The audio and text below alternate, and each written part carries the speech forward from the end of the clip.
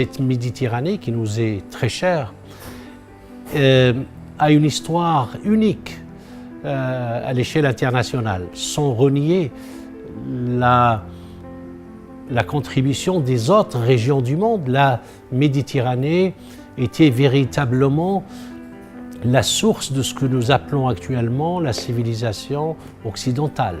C'est la Méditerranée qui nous a donné les mathématiques, y compris avec la participation des musulmans, qui nous a donné la médecine, qui nous a donné la cuisine, qui nous a donné l'architecture avec les canalisations de Rome, qui nous a donné non seulement les savoirs, mais aussi le savoir-être, le romantisme.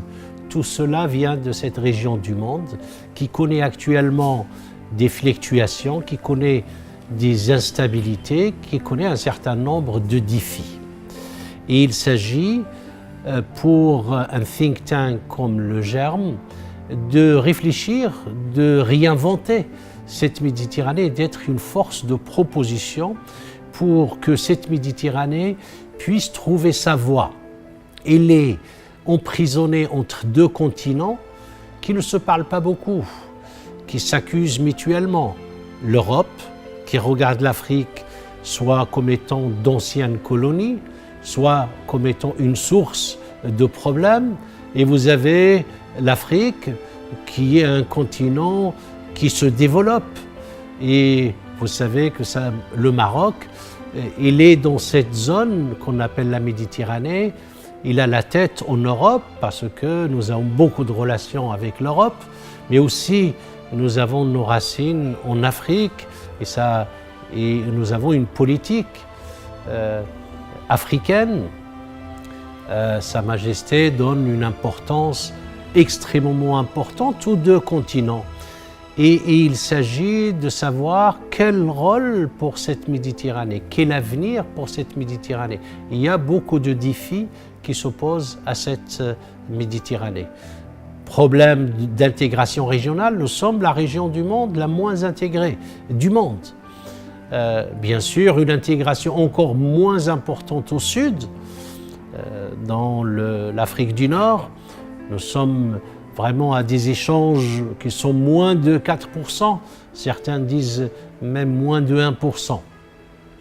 Et nous avons des défis d'ordre sécuritaire, d'ordre migratoire.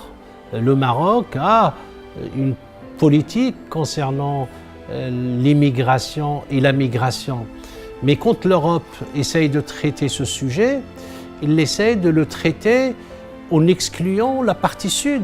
Et on ne peut pas résoudre ces problèmes que si on a vraiment on met autour de la table l'ensemble des pays de la région. Et ne pas regarder l'Afrique du Nord comme étant simplement un endroit, un espace où on va déplacer le problème. C'est ce qui a été proposé récemment par certains nombres de pays, y compris l'Italie, que le Maroc rejette.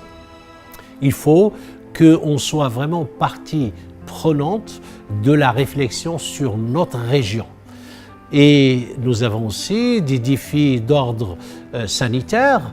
Quand il y a une maladie, une pandémie, une endémie, quand on a des maladies émergentes ou réémergentes, on ne peut pas les circonscrire dans un espace et on ne peut pas les confiner. Ce sont des problématiques qui vont au-delà des frontières nationales et des frontières continentales.